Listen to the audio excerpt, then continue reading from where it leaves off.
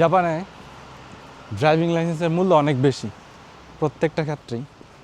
বিশেষ করে জব সেক্টরে যখন যাবেন তখন ড্রাইভিং লাইসেন্সটা অনেক বেশি ইম্পর্টেন্ট দেওয়া, মানে এটা একটা সার্টিফিকেটের মতোই কাজ করে এরকম ধরতে গেলে। তো যাই হোক, আমি যখন জাপানে আসছি, আসার অল্প কিছুদিনের মধ্যেই জাপানের লাইসেন্সটা নেই। তো প্রায় 2.5 বছরের মতো ডেট ছিল। এখন জুলাইয়ের 1 তারিখ হচ্ছে আমার লাইসেন্সের এক্সপায়ার ডেট, মানে এরপরে আর হচ্ছে আমি ড্রাইভ করতে পারবো না। তো সমস্যা হচ্ছে,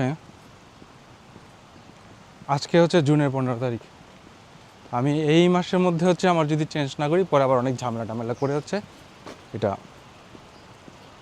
রিনিউ করতে হয়।